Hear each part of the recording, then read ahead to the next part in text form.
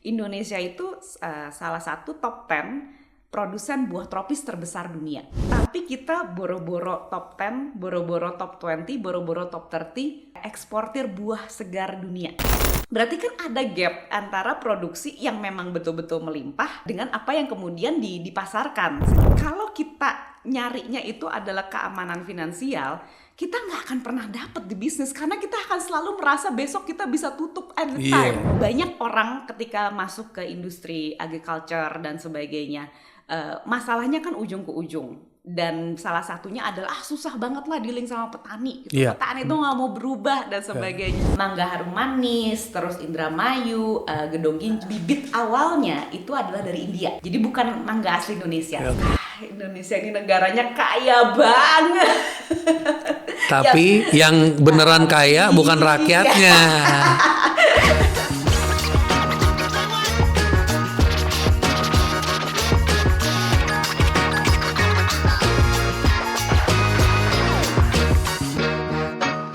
Welcome to Big Thinkers. Hari ini gue kedatangan sosok yang menurut gue unik karena backgroundnya adalah seorang jurnalis, habis itu demen nulis, punya banyak buku-buku yang sudah ditulis, tapi tahu-tahu loncat jadi eksportir buah. Dan buahnya buah eksotis Indonesia. Lu pernah denger nggak di Indonesia tuh buah eksotisnya banyak banget? Welcome Margie. Halo, thank you so much for having me here. Gue sangat terintrik.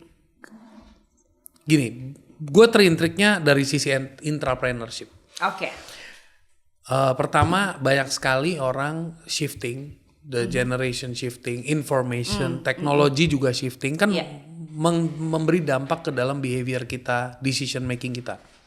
Bahkan feeling kita, thinking and feeling kita. Oke. Orang yang lagi kerja bakal merasa, how can I grow my career?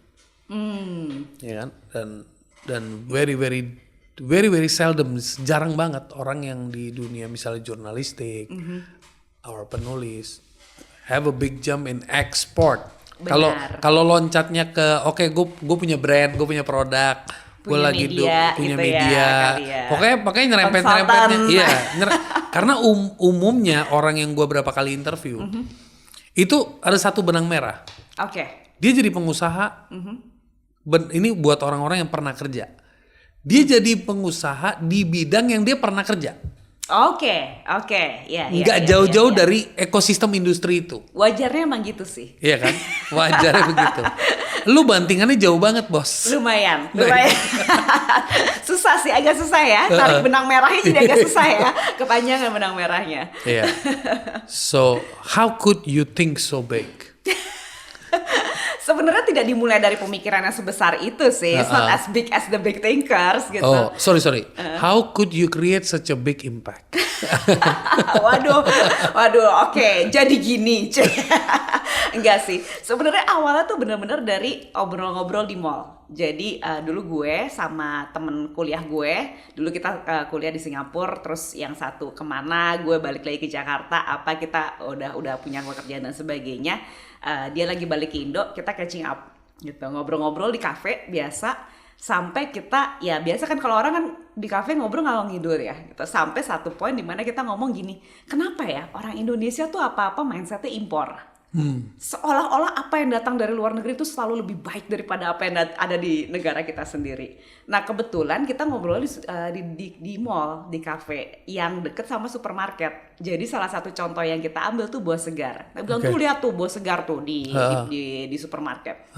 Kalau buah segarnya impor, apel, jeruk, itu bentuknya sama, seragam, cantik-cantik. Ukurannya sama, bahkan gradasinya aja bisa sama warnanya. Packagingnya bagus, ditaruh di tempat pendingin, harganya stabil. Nggak pernah anjlok tuh, nggak pernah. Sedangkan waktu itu kalau kita bicara buah lokal, manggis, salak, sebutannya curah. Iya. ditaruhnya di gerobak, Iya, digulungin betul. Iya, gitu. iya, iya. Ada yang gede, ada yang kecil, ada yang bagus, ada yang enggak, ada yang penyok, ada yang busuk, ada yang apa. Ya pokoknya ya milih Pokoknya lu pilih aja sendiri. Iya, lu pilih aja lah sendiri gimana Kayak caranya. barang sale. Kayak gitu. Harga juga naik turun. Iya. Bahkan bisa dibilang waktu itu kalau misalnya harga lagi tinggi banget, misalnya karena manggisnya lagi nggak ada nih di Jawa gitu, supermarketnya di Jawa. Ya udah, manggisnya dikosongin aja daripada mereka harus bawa dengan harga mahal gitu. Oke. Padahal kan kita selalu ngerasa orang lain tuh selalu mau sesuatu yang mereka nggak punya. Hal kayak gini terjadi juga nggak sih di luar negeri, di mana si buah-buah eksotis yang nggak ada di tempatnya mereka, si manggis, si salak ini dianggap menjadi sesuatu yang mewah nggak sih di sana gitu. Oke. Terus kita mikir, iya juga ya, itu terdengar begitu masuk akal gitu. Oke, gini deh, coba nanti kita bagi dua gitu. Si temen gue nih ngurusin marketnya, coba lihat bener nggak sih ada demand buat si buah segar ini gitu. Gue cari supply-nya. Oke. Gitu. That's how it goes. Itu dari situ dimulai. Jadi gitu. itu dari keisengan yang dimulai thought. Ngobrol, Iya. ngalor ngidul. Yeah, sometimes Cafe. sometimes a business idea just comes through a tissue paper. True, that's Iya true. kan? Ya masalahnya diremes terus dibuang, Iya, terus atau- dibawa terus iya, dijalanin iya, gitu. betul, Ya, betul. ya we're crazy enough untuk menjalankan itu sih sebenarnya. Wow. Gitu. Tapi you are a fruit eater. Ya, You love eating fruits. I love eating fruits. Oke, itu juga menjadi pengaruh juga kan? Because you gotta do something that ada something that connects to you. Benar.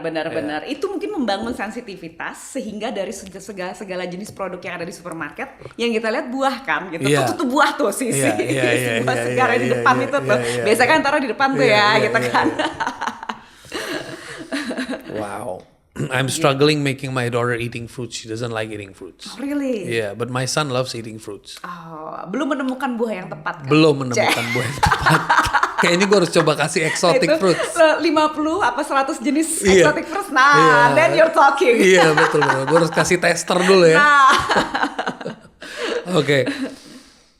It's an interesting point tadi you said your friend melakukan riset, di sini melakukan riset. Artinya berarti memang ini udah bukan sesuatu yang bisa di-deny, tapi memang ini udah common. Kita di Indonesia akan tidak pernah menghargai produk-produk kita. ya. Dan orang di Singapura atau orang di misalnya bukan di Singapura deh, kita ngomong misalnya India atau China. Ya. Tapi gue agak ragu ngomong itu. Karena gue ngeliat orang India masih lebih menghargai produk lokal. Oh wow, oke. Gue ngelihat orang China mungkin juga menghargai produk lokal. Mungkin, I have no data. Ya. Tapi dilihat waktu heboh sama US waktu itu once upon a time. Salah satu teknologi company, gadget dan sebagainya yang waktu di blok. Oke. Mereka akhirnya perlu pakai produk lokal. Jadi gue gak tahu negara mana yang bisa gue kasih contoh. Tapi mungkin kayak, Australia. For example, I like strawberries. Oke, ya. The real good strawberries cost a lot Ya, ya. here. Tapi in Australia it's dirt cheap. Ya. Ya kan? Ya. Tapi apakah Australia adalah produsen strawberry atau dia importer strawberry? Dia produce tapi juga impor. Karena Oke. in lot of places, seasons itu nggak sepanjang tahun. Oke. Gitu. Nah, sebagai contohnya kalau gue banyak ekspor tuh ke Eropa. Oke. Itu negara-negara Eropa. Ketika pada saat kayak sekarang ini nih summer season, mereka banyak produksi dari buah dari mereka sendiri. Oke. Dan itu way a lot cheaper daripada mereka harus beli dari negara-negara lain. Oke. Tapi ketika ada masa-masanya akhir tahun misalnya pas winter, mereka nggak punya produksi apa-apa. Mereka harus bawa buah dari tempat lain. Oke. Nah, that moment adalah momen-momennya di mana kalau misalnya mereka pun juga impor small amounts of berries dan sebagainya. Tapi kalau misalnya harga berries yang mereka bisa dapetin summer itu harganya sama manggis yang mereka tidak pernah bisa mendapatkan di lahannya mereka sendiri, ya mereka pilih manggis dong. Oke, gitu. karena itu memang udah available di situ kan? Nah, Iya. itu that's the moment, that's the point di mana kemudian kita bisa masuk. Oke. Waktu itu gitu. Itu our first opportunities of export juga sih. Pertanyaan gua, lu kok bisa specifically mikirin exotic fruits? Oke, nah buah yang tersedia banyak di Indonesia kan buah-buah eksotis ya. Manggis, salak ya yang sebenarnya sih bukan buah eksotis tapi buah tropis. Buah tropis, cuman di matanya orang Di sana matanya buah orang eksotis. karena Iya. jarang lihat. gitu Iya, kan. iya. Nah, balik lagi daripada saat yang pada waktu itu kita bilang kenapa kita nggak coba bawa sesuatu yang banyak dan berlimpah di negara kita, tapi kita coba benar-benar sesuaikan standarnya, kita certify, kita packaging yang cakep, kita bersihin dan sebagainya, terus jadi buah premium gitu. Itu poinnya dari situ kan. Kemudian kita look back lagi ke datanya. Indonesia itu salah satu top 10 produsen buah tropis terbesar dunia. Wow. Gitu, untuk alpukat, bahkan untuk mangga itu salah satu yang terbesarnya. Tapi kita boro-boro top 10, boro-boro top 20, boro-boro top 30 eksportir buah segar dunia. Nah, artinya kita produsennya top 10, tapi nggak ada yang kita kirim ke luar negeri, buat kita aja top makan. 1000 gitu ya. Top 1000 eksportir. Nggak tahu sih, belum kelihatan sih nomor berapa sih. Iya sampai top 30 itu belum keluar nih datanya gitu kan, belum ada nih namanya gitu. Ya, berarti kan ada gap antara produksi yang memang betul-betul melimpah dengan apa yang kemudian dipasarkan secara produk yang dengan nilai jual yang tinggi. Terus kita coba bandingin juga nih datanya. Oh gitu ya. Emang kalau Thailand berapa sih gitu? Thailand itu productionsnya itu 1/10 Indonesia. Oke. Kalau kita bicara waktu itu manggis. Oke. Tapi ekspornya Thailand 10 kali lipat lebih tinggi daripada Indonesia. Wow. Itu yang bener ya, itu yang pinter ya. Iya. Iya kan? Itu yang pinter. Kan nilainya beda Iya, ya, gitu iya, kan iya. harganya kan beda ya. Iya, Nah, iya. itu tadi yang kita ngeliat bahwa gapnya nih di antara production sama apa yang kita kemudian bisa pasarkan sebagai produk yang premium lah. Kalau misalnya kita bicara standar ekspor kan berarti ada standarnya gitu. Terus kita kemudian lihat lagi demand-nya kayak gimana sih, demand buah tropis. Ternyata buah tropis year on year-nya meningkat 20% gitu. Marketnya Indonesia waktu itu nggak meningkat, ekspor buah segar Indonesia itu tidak meningkat 20% year on year. Artinya kan ada gap lagi nih. Iya, gitu. betul. Nah dari situ sih sebenarnya kita coba masuk. Oke, berarti dari market demand-nya naik, produksinya banyak. Nah sekarang gimana cara kita bisa matching up produksi yang ada di sini dengan kualitas dan permintaan yang ada di sana kan? Gitu, Oke, kan? very nice. Proses pemikiran ini muncul dari lu ngapain dulu? Nah ini gue lagi mundur lagi nih. Di entrepreneur pasti terjadi sesuatu, makanya di dunia entrepreneurnya jalan nih. Oke, nah terus ya apa ya kemudian waktu itu ketika kita ngeliat gini, satu kita setting up, the market is there, buahnya seperti apa? Kalau kita bicara buahnya berarti kita mesti masuk ke teman-teman petani gitu. Dari awal kita decide bahwa masalah pertamanya adalah kualitas, bukan kurang pohon. Jadi kita nggak mau nanam pohon baru, kita nggak akan temanya adalah bikin plantations. Biarpun itu mungkin yang paling murah, yang paling mudah, yang paling efisien dan sebagainya. Kita mau kerjasama dengan petani yang sudah ada, dari pohon yang mereka punya, yang hasilnya melimpah ini. Gimana caranya supaya masuk ke standar ekspor gitu. Dan itulah kemudian gue masuk Google gitu ya, sentra manggis Indonesia, sentra buah Indonesia dan sebagainya. Dapat nama-nama desa, syukur-syukur dapat nama petaninya. Kalau enggak ya udah kita nyetir masuk ke daerah-daerah belusukan ke desa-desa itu, explore langsung, ketemu minimal, kalau nggak ketemu sama petaninya minimal ketemu sama kepala desanya. Gitu, dari kepala desanya boleh nggak kita bikin woro-woro tentang buah apa di sini, siapa sih petani manggisnya, boleh nggak dikumpulin dan sebagainya. Mulailah kita bikin acara di balai desa. Gitu ya, bikin slide pakai proyektor gitu, menunjukkan ya bahwa kita mau ekspor gitu, ke ekspor buah dan sebagainya. Dari situ sih sebenarnya terus menyamakan persepsi sebenarnya apa sih yang diminta oleh pasar, apa yang kita punya dan bagaimana kita bisa nyampe sana, dan kenapa sih kita harus nyampe sana. Sense of resilience itu muncul dari mana, Margie? Selain ada margin. Sense of resilience. Oke, ini bukan pertama kalinya. Gue ngomong ini direct question ini kenapa? Karena nggak semua orang punya capacity ngelakuin ke situ loh. Tengah jalan udah males loh. Itu kan? Iya, sebebel itu. Iya. Oke, gue ini bukan pertama kalinya gue sebenarnya banting setir ibaratnya. Oke. Gitu. Ketika gue dulu SMA, gue ngambilnya IPA gitu, udah bener-bener di plotting bisa jadi insinyur dan sebagainya. Tiba-tiba gue decide gue mau jadi jurnalis. Gue happy deh kayak jadi jurnalis gitu. Jadi Kalau dia lagi nyetir dan lo lagi duduk di belakang, hati-hati. Anytime. stand-nya bisa di kiri, tapi gue belok ke kanan. Apa polisi? Gila gue diincer ya polisi. Gitu. Dan the challenge adalah ketika kita itu banting setir, kita akan mulai dari nol kalau nggak minus. Dan ketika kita mulai dari nol kalau nggak minus, yang dilakukan adalah people will underestimate you. Orang akan bilang lo nggak bisa gitu. Dan untuk ngebalikinnya bahwa bilang bisa kok, sebenarnya bisa deh, kayak bisa deh gitu. Itu butuh effort yang 2-3 kali lipat lebih besar daripada orang yang mulainya dari nol aja deh, dari nggak banting setir aja deh. Gitu. Ketika waktu itu gue banting setir menjadi jurnalis, gue kayak mau apply untuk journalism deh, sekolah journalism deh gitu. Orang yang menerima, yang menguji gue bilang bahwa ini lo akan susah banget, susah banget karena akan dealing sama akan bersaing sama orang-orang yang memang seumur hidupnya mau jadi jurnalis, mau jadi penulis gitu. Dan mereka tuh udah ngambil kursus nulis bahasa Inggris sebagainya. Lo anak dari Indonesia mau masuk, waktu itu gue mau masuk NTU, mana bisa gitu.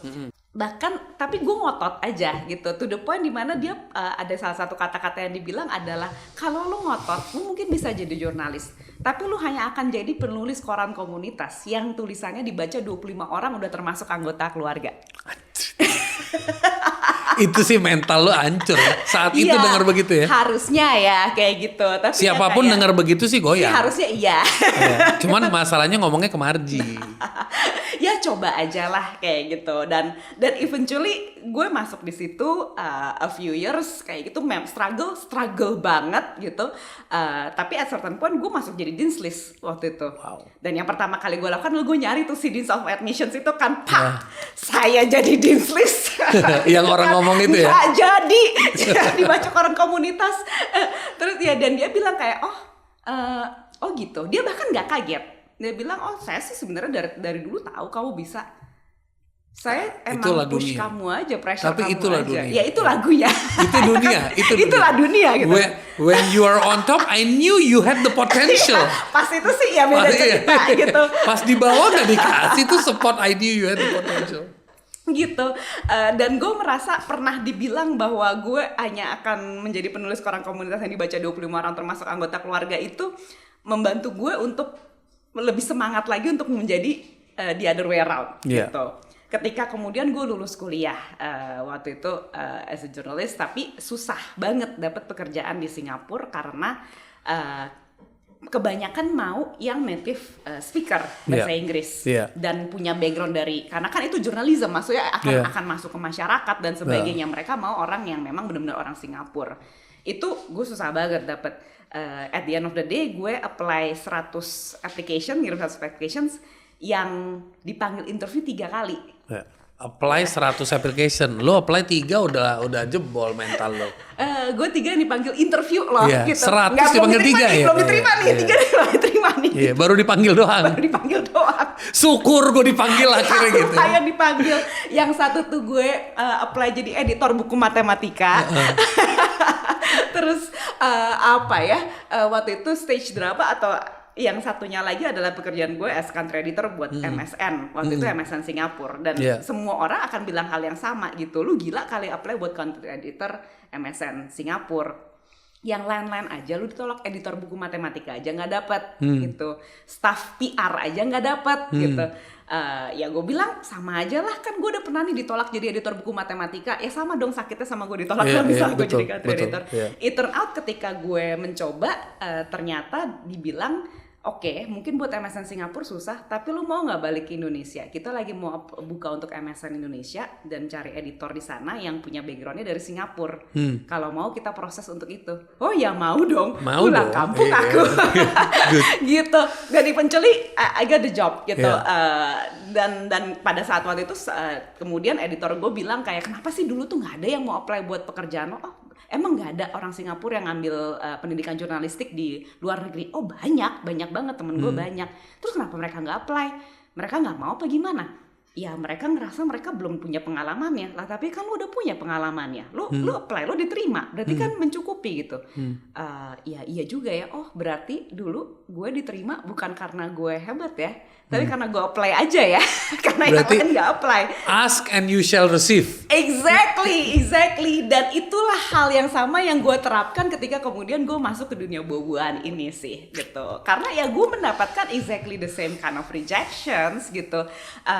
Ketika gue masuk ke teman-teman petani gitu dengan sejuta pertanyaan gue yang bodoh-bodohan itu kali ya gitu ya. Mereka mengakui pada akhirnya mereka bilang bahwa saya kira Mbak Marji tuh mahasiswa mau KKN di tempat kami.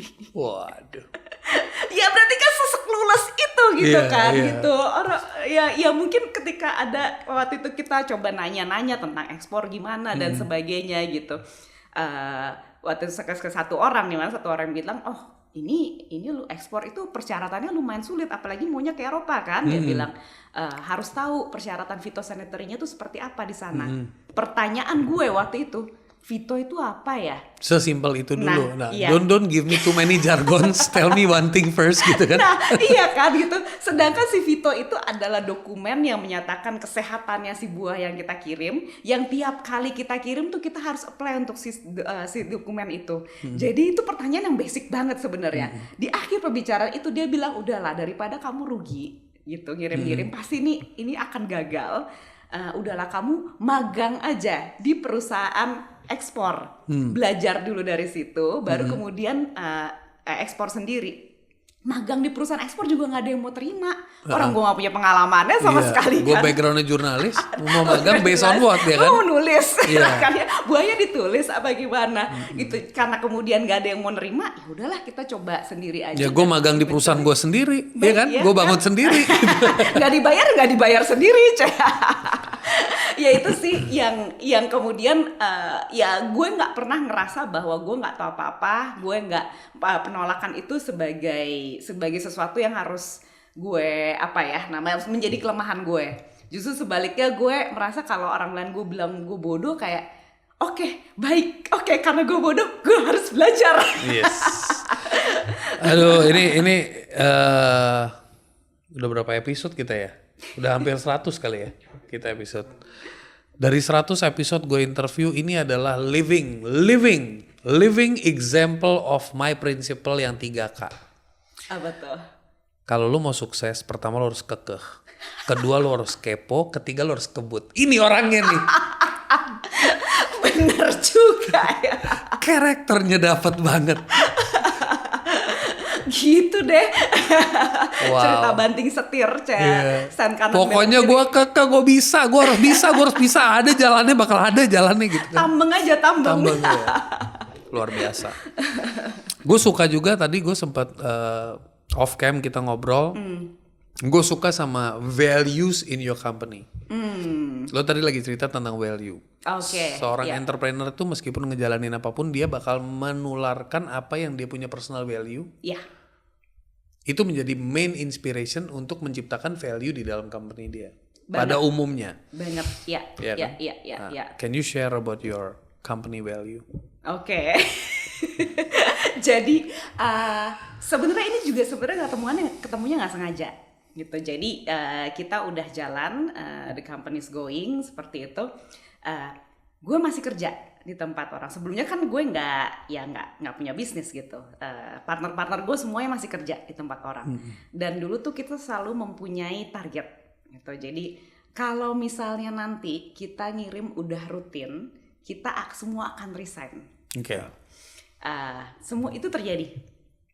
Pengiriman rutin, kita tetap nggak berani resign dong. Resign itu kan sesuatu yang menakutkan. Apa itu? Hidup tanpa gaji. Ngeri. Oke. Lalu apa yang kita lakukan? Kita bikin target baru. Soalnya ini kirimannya masih by air. Kalau nanti kita kirim by sea shipment, baru kita semua resign. Karena udah jelas, kuantitinya udah jelas, marginnya udah jelas. Margin jelas, ya kan? Margin dari Warji. Terjadilah pengiriman by sea itu. Tetap nggak berani resign dong. Masih nggak berani resign lagi? Oke. Bikin lagi target baru gitu. Kalau nanti si kontainernya udah rutin, kita baru resign. Oke. Terjadi kiriman si kontainer rutin, kita masih ragu Untuk resign, wow. sampai to the point di mana kita sistemnya itu adalah commission based dengan middleman. Jadi tadi kan sempat ngobrol juga nih kita off cam kan ya tentang pengepul dan sebagainya. Sistem kita dengan mereka adalah kita kerjasama sama mereka, tapi sistemnya kita ubah. Sistemnya direct payment ke farmer, mereka dapat komisinya. Nah, komisi yang ditransfer itu kalau sama gaji kita mah kurang lebih lah 11-12 gitu. Itu komisinya doang gitu ya. Gitu. Dan itu adalah momen dimana kita nyadarin kalau kita nyarinya itu adalah keamanan finansial, kita nggak akan pernah dapat di bisnis karena kita akan selalu merasa besok kita bisa tutup at the time. Yes, gitu. itulah dunia bisnis. Tapi terus apa yang kita cari? Kenapa kita hang around di sini nih? Kenapa kita terus melakukan ini gitu? Kemudian juga kita ngeliat-liat lagi nih, ini nih kita kan bilangnya targetnya semua targetnya finansial ya gitu, kontainer, margin sekian dan sebagainya. Tapi kenapa ketika kita jalan, kita banyak mengambil keputusan yang tidak berdasarkan value finansial. Yes. Misalnya ya kayak dulu tuh kita punya ekspor kelapa muda, dan itu pertama kali Indonesia ekspor kelapa muda yang bentuknya kayak di Thailand tuh, ya diamond cut dan sebagainya. Iya, itu laku di sini. Kita kenapa nggak bisa ekspor? Iya, benar. Nah, petani excited, mereka banyak harvestnya. Kita butuhnya kita cuma akan bisa ngirim 6.000 butir. Yang dipanen 10.000 butir. Yang nggak bisa dikirim dong kan nggak masuk kontainernya. Nggak muat nih di kontainernya. Barang nyampe di packing house, yang bisa kita lakukan adalah either kita tolak buahnya. Kan saya nggak ngorder 10.000, saya ngordernya 6.000. Ya 4.000-nya buang dong. Itu kalau nggak jadi rugi saya. Gitu. Tapi kalau misalnya kita tolak, itu akan jadi kerugiannya petani. Yang mana mereka mostly smallholders, mereka bawa ke kita itu ya 10-15 butir ya. Kalau 5 butir ditolak ya mereka malah jadinya rugi. Gitu. Jadi akhirnya kita memutuskan untuk mengabsorb si 4.000 butir itu yang kita nggak bisa apa-apain. Kita nggak bisa jual ke domestik karena spesifikasinya beda sama domestik gitu. Ukurannya jauh lebih kecil dan sebagainya. Jadi ya udah ya kembung lah minum kelapa muda kayak gitu. Tapi ya petani kita nggak rugi. There are things yang berarti kemudian jadi lebih penting dong sebenarnya buat kita. Daripada numbers. Daripada numbers ya kan. Numbers gitu. Nah akhirnya kita ngobrol-ngobrol gitu, dan ternyata benar ada hal-hal yang kemudian kita lakukan di dalam usaha itu yang reasonsnya adalah karena kita punya goals masing-masing nih sebenarnya yang pengen kita lihat yang terjadi, dan itu adalah momen dimana gue menyadari bahwa bisnis tuh bukan buat soal dapat financial numbers ya iyalah bisnis mesti untung gitu. Betul. Tapi yang bisa dilakukan oleh orang bisnis yang nggak bisa dilakukan oleh orang yang kerja adalah setting up your culture, setting up your values yang dan memastikan bahwa nilai itu terjadi buat orang-orang yang ada di sekitar kita, buat pekerja kita, buat kita sendiri, gitu. Dan that's when we realize it. Jadi kita berembuk, kemudian kita keluar dengan nilai-nilai kita masing-masing. Salah satu yang ternyata sama nih gitu di antara para founders itu adalah yang kita sebut akhirnya sama value Java Fresh, faith in humanity gitu. Faith in humanity. Ya, percaya pada kemanusiaan, tapi sebenarnya yang ini adalah kemanusiaannya gitu. Kita percaya bahwa setiap manusia itu dilahirkan baik, ingin berbuat baik, ingin mempunyai kebanggaan terhadap pekerjaannya, ingin berkembang sebagai manusia terlepas dari suku, agama, ras, golongan dan gendernya. Itu dan ternyata itu yang kita punya dan kita mau memperlakukan mereka dengan baik. Jadi itu yang banyak orang ketika masuk ke industri agriculture dan sebagainya, masalahnya kan ujung ke ujung. Dan salah satunya adalah susah banget lah dealing sama petani gitu. Petani itu nggak mau berubah dan sebagainya. Tadi aja gue udah pesimis kan? Iya nggak? Lu ngomong sama gue bener nggak? Gue udah pesimis kan? Bukan orang pertama yang bilang hal itu. Gue sih udah capek katanya digituin. Nah ya kita bilang adalah enggak, kita percaya mereka baik gitu. Kita percaya dan mereka itu sih nabok sih. Pas gitu. lo tadi ngomong nabok sih. Jadi kok lu bisa ngelakuin ini? Ya gue percaya aja semua orang tuh baik gitu kan. Ada orang baik kok. Iya benar juga sih. Gitu. Iya benar juga sih gitu. Dan gue percaya bahwa mereka baik. Gue percaya mereka mau melakukan sesuatu yang berguna. Mereka mau hasil buminya mereka itu baik, dihargai orang. dan ya mereka mau berjalan dari situ gitu. Kalau mereka tahu tujuannya, kalau mereka tahu apa itu yang bisa kemudian mereka lihat. Jadi ketika gue sama petani-petani gue, yang pertama kali gue kasih tunjuk adalah gue kasih tunjuk ini bakal ada di mana. Si buah-buah si manggis ini akan ada di mana. Dia bakal sebelah sama cherry loh. Cherrynya mengkilap banget itu cherry gitu. Kalau manggisnya nggak mengkilap nggak bisa nih menang lawan cherry. Dan kita kasih tahu bahkan harganya bahwa manggis itu dijual 500.000 sekilo di pasar Eropa. Untuk buah yang kita plainly mungkin kita beli 50.000 paling maksimum gitu. Dan kita kasih tahu kenapa dari 50.000 jadi 500.000, karena kita kirim pakai pesawatnya berapa? Karena kita kemudian masuk ke Eropa, di mana si ada Eropa perizinan itu dan sebagainya, ada perizinan dan sebagainya. Di mana UMR-nya mas-mas yang jaga toko di Eropa beda nih sama UMR-nya mas-mas ini. Itulah kenapa kemudian harga 500.000, tapi ini akan jadi manggis yang dihargai 500.000 sekilo. Nah coba Bapak pikir kalau misalnya harga 500.000 sekilo, manggisnya keras, Bapak marah nggak kalau Bapak beli manggis 500.000 mangisnya keras? Marah dong, nyatakan terima nggak? Nah itu jadinya mindset yang kita tetapkan, iya ya gitu. Dan kita concern sekali soal itu, soal ketelusuran, bagaimana kita benar-benar bilang bahwa nih kalau misalnya ada orang di Polandia beli salak kita, terus ada nomornya, nomor kebunnya gitu, itu bisa ditelusurin, wah dia suka salaknya, dia datang nanti ke Jogja bisa ketemu sama Pak Jari, misalnya kita cari kebunnya Pak Jari, masuk ke website Kementan, hal-hal seperti itu yang gue nggak pernah memaksa mereka untuk melakukan itu, tapi yang mereka tahu bahwa ini adalah bisnis bersama, ini adalah sesuatu yang mesti dilakukan bareng gitu. Gue tidak gue paham ketika orang bilang, wah lu gila sih. Gue barusan dalam hati udah gini, gila sih nih orang gitu. Tapi gali ilmu langsung action itu mantep loh. Gue paham itu karena ketika kita pertama kali mulai, dan itu mindset yang kita taruh bahwa kita enggak. Pengepul, tengkulak itu bukan orang jahat. Dia itu hanya tahu sistem yang itu. Dia cuma mengerti sistemnya itu. Kalau kita kasih tahu sistem yang lebih baik, di mana dia juga bisa dapat uang, di mana dia juga bisa bantu orang-orang di sekitarnya dia pasti mau kok. Wah gila sih loh gitu. Tapi dari cerita lo itu kan kesannya everything is okay, everything is fine, everything is manageable. Ngerti gak sih? You come with that spirit, tenang Nil, everything is fine. We did it. Gitu. It's manageable. Padahal what we want to find out is the pain, the struggle. Ngerti gak? Oke. Oh you want to start stories? Tapi nanti justru optimism matters. Because fundamental dari setiap individual, mau itu lo mau kerja, mau itu lo mau jadi self-employed, mau lo jadi business owner, bahkan investor. First key itu adalah optimism. There will be problems, there will be challenges, tapi I am optimist, I will pass through it. Kalau gua menyorakannya gini, ada tipe orang yang what if tadi lo ngomong, begitu udah jalan rutin baru kita keluar, tapi ditahan, nanti pindah lagi goalsnya, pindah lagi. Kan ada what if the business shut down, what if. Tapi ada lagi satu lagi orang yang even if. Nah itu yang faith. Cuman ini even if faith-nya bukan di humanity lagi, faith in God. Karena once you have faith in God, ya udah semua creature-nya lu udah percayain ke dia lah gitu. Jadi lu tuh sebenarnya lagi masuk di jalur even if nih gitu. Semoga nggak lebih ya, jadu ya.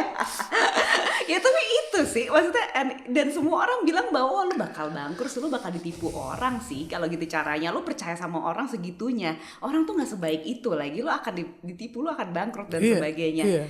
Tapi ya kembali ke core value gue. So far sih kita udah 10 tahun nih gitu. 10 years loh. Iya, so far sih kita gak kena tipu nih. Ya maksudnya bukan gak kena tipu, tapi ya so far it's been cukup kondusif. What we believe works out gitu. Yang kita bilang adalah matematika kebaikan gitu. If we are giving kindness to people, kita percaya orang tuh akan respond to the same way. Dan itu tuh kita untuk percaya sama mata uang ini nih, valuta kebaikan ini, ya harus 100%, nggak bisa 50-50, nggak bisa gue percaya bahwa nih duit nih bisa dipakai apa nggak bisa. Gitu. Kebaikan itu akan jadi kebaikan yang palsu. gue harus percaya bahwa ketika gue bayar dengan kebaikan, orang akan balikin gue dengan kebaikan. And so far orang balikin gue sih. Ada fraud nggak? Duit juga ada fraud. Indonesia ada korupsi nggak? Ada korupsi, ada fraud gitu. Ada orang yang menyalahgunakan kebaikan, ada. Tetapi si orang-orang ini akan tersingkir dengan sendirinya dari sistem. Iya, karena circle-nya udah powerful. Betul. Jadi apapun itu udah auto filter jadinya, kebuang. Malu mereka kalau mereka tidak melakukan hal yang baik seperti gengnya mereka, seperti timnya mereka. Itu sih yang gue percaya. Wow. Thank you for the optimism, thank you for the spirit. Sekarang gue pengen masuk ke hal-hal yang agak pesimis. Oke. Tujuannya bukan untuk melihat pesimisme itu, tapi tujuannya untuk lebih alert bahwa sebaik-baiknya kita tuh pasti diuji. Kita tuh pasti melewati yang namanya challenges, tantangan. Gimana seorang Margie dengan amazing belief itu, lu jangan balik lagi ke tema itu ya. Beda tema. Balik kalau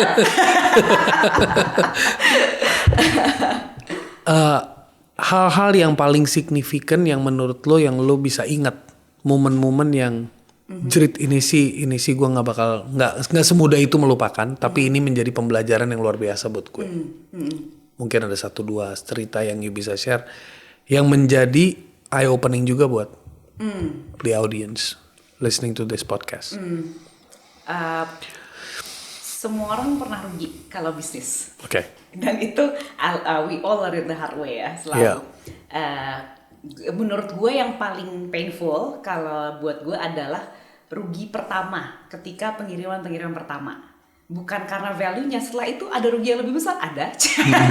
Cuman itu yang paling berasa gitu karena kita nggak pernah rugi sebelumnya sebagai orang yang bekerja. Kita selalu terima gaji, mau perusahaan mau rugi, tutup aja, bakal dikasih pesangon. Ini sekarang gimana nih kalau ini perusahaan rugi? Dan that point waktu itu, gue bener-bener kayak gue nggak bakat bisnis nih.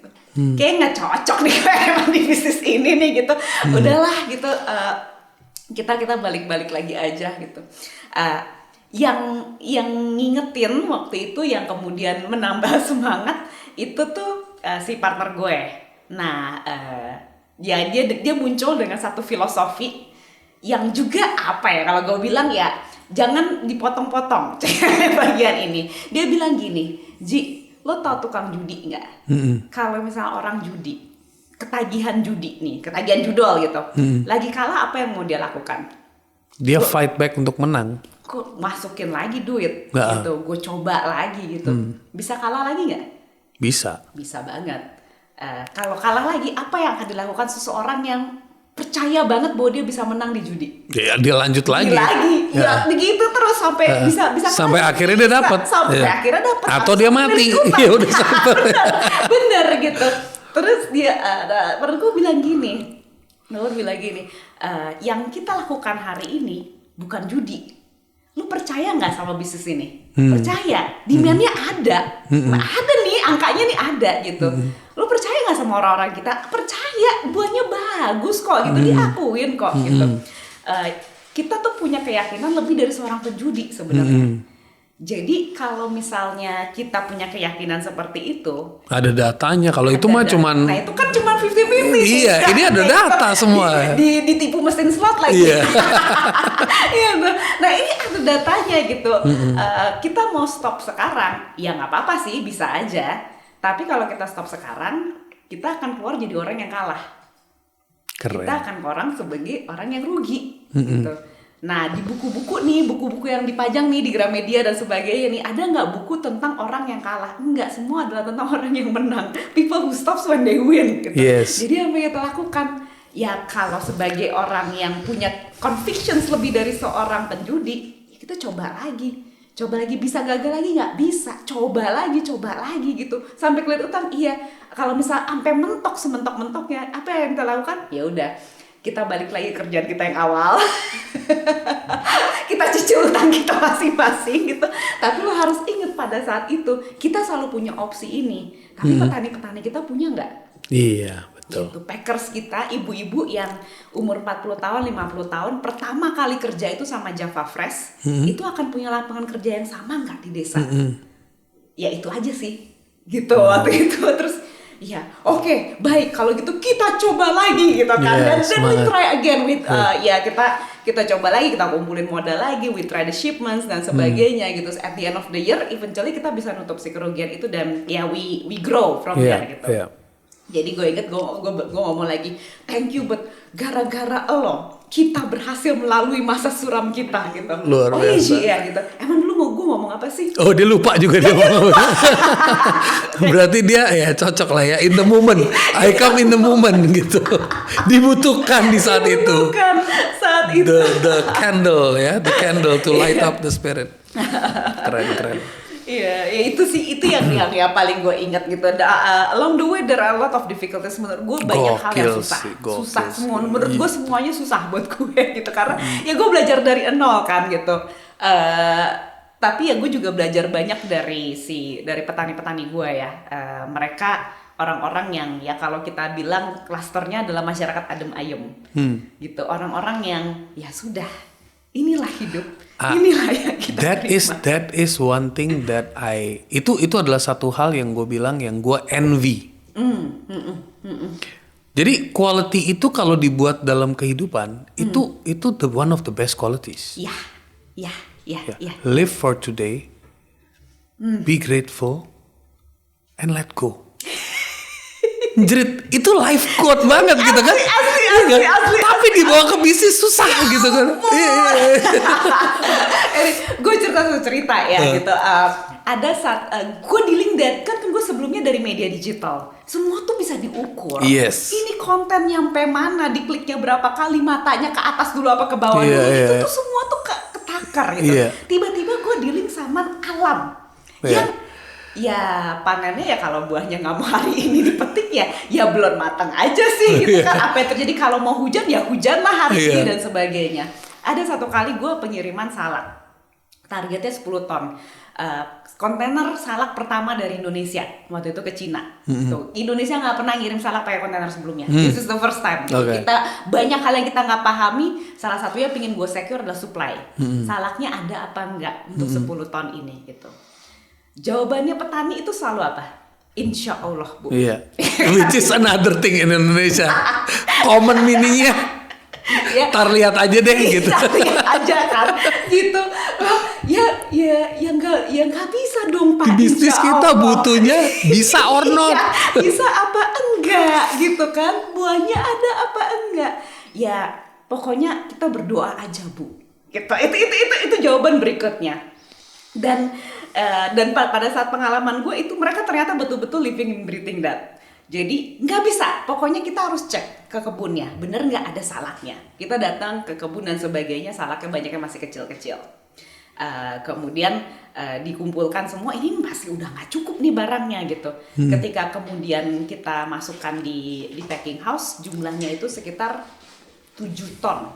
You're still minus 3 ton. Minus 3 ton. Yang mana 7 ton itu masih harus disortir lagi. Iya, gradingnya, quality-nya. Ini gak bakalan nutup. Tuh kan saya bilang apa Pak, makanya dicek dulu. Makanya dicek dan sebagainya gitu. Udahlah daripada pusing pulang aja gitu. Pulang, aku nginep di rumah salah satu orang ibu di situ lah gitu. Terus gimana salaknya bisa dikirim malam ini? Wah kayaknya susah gitu. Orang sebelum sortir aja cuma 7 ton. Gimana nanti paling cuma 5 ton dan sebagainya gitu. Terus solusinya gimana? Ya biasa kalau petani itu bilangnya apa? Ya berdoa aja. Berdoa aja. Nah si ibu itu ya kan dia part dari desa itu ya, dia nyalahin gue malah. Mbak kurang berserah. Dia ngomongnya bener sih sebenarnya. Tapi Indrit di bisnis gak bisa berserah sih. Gitu kan. Lah, ya kalau misalnya hari ini gitu waktunya kita kirim kontainer 10 ton, ya akan ada buahnya 10 ton. Kalau belum ada, ya waktunya belum ini untuk ngirim konten. Mateng denger kayak begini. Wow, oke. Ya jadi oke. Ini semua ini gimana nih? Ini semua sepikirannya kayak gini. Tapi kemudian pagi-pagi gue datang gitu, subuh-subuh itu kita loading kontainer lah, kita lihat gitu. Si satu orangnya nyamperin gue, Bu, ini ada sisa 100 kilo gitu. Baiknya mau dibawakan saja apa ditinggal? Hah? Ada sisa 100 kilo. Hah? Yang ini dalam berapa? 10 ton. Nah ini sisa 100 kilo. Loh kan kemarin packing panennya cuma 7 ton. Iya. Tapi kenapa ini ada 10? Ada 10 ton. Dan dia juga tidak mengerti kenapa gue mempertanyakan hal baik ini. Ya kan kemarin kita udah berdoa, Bu. Ya mungkin doa. Ya, Wow, ini wow, ini wow. Kenapa dipertanyakan? Kenapa hal baik dipertanyakan? Kemarin sebawahnya kurang marah, sekarang buahnya lebih marah. Apa? Tapi what happened? Is it a miracle? Is it a miscalculation? What happened? Kita nggak tahu gitu. Yang jelas ya buat mereka itu kenapa harus dipertanyakan bahwa si buah itu ya kenapa 7 ton jadi 10 ton itu ya kenapa dipertanyakan? Kan itu hal baik gitu kan. Wow. Kita sampai hari ini kita nggak tahu dan yang yang mereka kan ibu udah doa, saya udah doa, ya mungkin doa kita dijawab Tuhan, Bu. Sesimpel itu ya, ngapain lo pikirin gitu ya? tapi itu yang benar-benar belajar kepasrahan sampai nol-nolan ya di situ gitu, bahwa ya ada momen-momen lain di mana ya yang dari 7 ton nggak jadi 10 ton, ya 7 ton yang jadi 3 ton misalnya gitu. Yeah. Tapi dalam momen itu tuh mereka menghadapinya dengan kepasrahan yang sama ketika 7 menjadi 10 ton. Oke. Karena ya berarti belum waktunya, berarti bukan sekarang. Ya nggak apa-apa. Ya waktunya itu sudah tepat untuk segala sesuatunya. Ya tapi gue belajar itu banget sih dari. Itu learningnya deep banget loh. Itu huge buat gue untuk melepaskan semua data-data itu. Nggak ada yang nggak ada gitu. Yang bahkan mungkin kalau misalnya bicara inner religious form adalah kadang-kadang gue bilangin Tuhan gue capek nih gitu. Yeah. ini masalah banyak banget gitu. Kalau lo masih mau menyalurkan rezeki ke orang-orang lewat usaha ini, ya lo tolongin gue deh. Karena Bikin make things easy, make things smooth gitu ya. Iya, lo juga nggak tahu, udah lo tolongin gue deh. Kalau misalnya lo nggak mau tolongin gue, ya berarti mungkin rezekinya mau dialirin lewat tempat lain. Ya udah, gitu. Toh ini hari ini gue ada di sini dari jurnalis menjadi seorang eksportir gue. Toh sudah bagian dari mukjizat, gitu kan. Betul. Ya kalau mau diambil rezekinya, ya udah kayak gitu. Itu sih yang ya akhirnya jadi satu kepasrahan yang gue belajar dari teman-teman petani sih. Wow. Selama lu ekspor, lu cukup memfokuskan ke berapa jenis buah? Main produk kita manggis. Oke. Gitu. Terus ada salak, jeruk purut, terus kelapa, buah naga, markisa, gitu. Terus total kita punya 47 assortment, tapi paling besarnya tuh manggis. Oke. Dan tadi lu bilang jeruk purut marketnya di Indonesia, kan gue jarang lihat di pasar ya? Iya, lu salah main ke pasarnya beda. Itu pasarnya pasar dukun. Marketnya goks. Serius, benar hampir di setiap daerah itu. Oke, gue common person. I believe 10 tahun yang lalu sebelum lo jump into fruit, lo juga common person. Iya. Yang tidak mengetahui tentang buah tropical sebanyak itu. Iya, tentunya. Ya. Gue pengen lo share ada beberapa buah yang lo dalam 10 tahun ini menemukan. Like, ternyata ada buah ini lo guys, ada buah ini, ada buah ini. Iya. Lo educate gue juga. Jadi karena maksud gue ini some information yang tadi gue sebelum kita recording gue googling juga nggak ketemu. Ini goks berarti kan. Google also gave up bro. Sempet sih nyari-nyari. Aduh banyak banget sih, benar-benar. Tapi we just mention few that is quite interesting gitu. Oke, buah favorit gue namanya kenitu. Gitu, ada orang yang bilang sawo duren, ada yang bilang buah susu, ada yang bilang sawo susu, dan sebagainya. Pokoknya namanya banyak. Bahasa Inggrisnya itu kalau nggak milk fruit, star apple mereka sebutnya. Si kenitu ini menurut gue unik karena rasanya itu tidak sama seperti rasa buah-buah lain, tapi seperti buah-buah lain dicampur jadi satu. Jadi rasanya itu kayak manggis campur sirsak.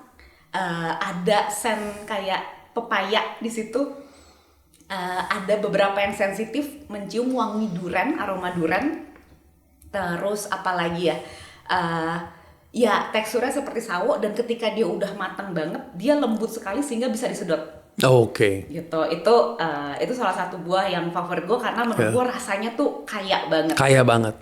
Dan si buah ini sekarang sudah dikembangkan juga, dibudidayakan juga di Vietnam. Oke. Ya kan, jadi yang ekspor besar tuh malah di Vietnam. Oke. Tapi itu buah-buah yang banyak ditemui di hutan-hutan di Indonesia. Oke. Buah kedua yang berkesan buat gue adalah buah yang namanya kepel apel.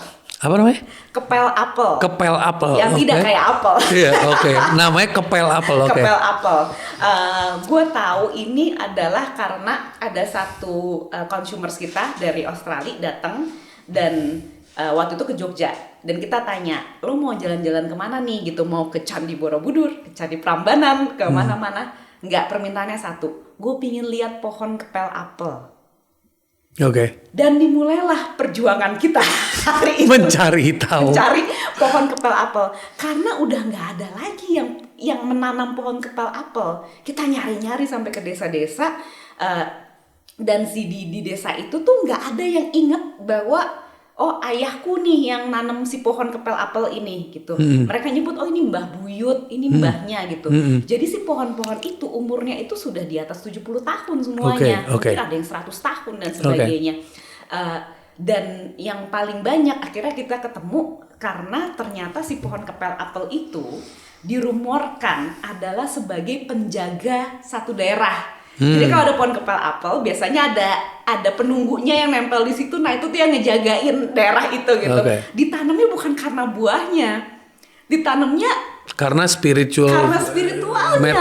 Metafisiknya secara metafisik. Gitu. Nah itu si buah itu tuh wah dia happy banget ketika dia makan, greedy banget makannya.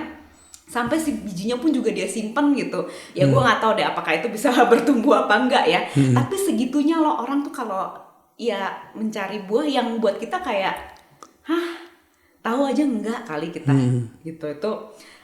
Itu buah yang istimewa. Oke.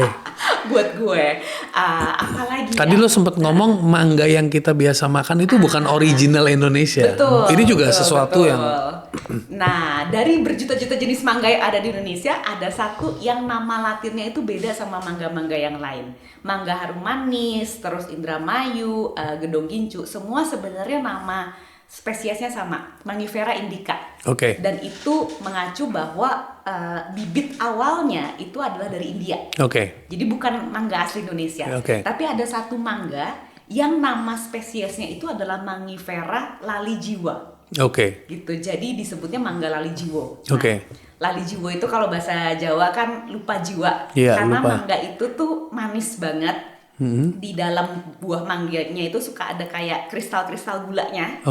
Nah itu yang katanya kalau makan tuh lupa jiwa gitu. You will forget everything kayak gitu. Nah itu tuh spesies mangga yang luar biasa banget sih sebenarnya. Itu salah satu kekayaan Indonesia sebenarnya. Dan tumbuhnya di Jawa. Oh di Jawa. Dan ada di beberapa tempat lain. Dan memang masih dipasarkan atau lebih ke ekspor itu? Retail lebih ke ekspor ya? Jarang.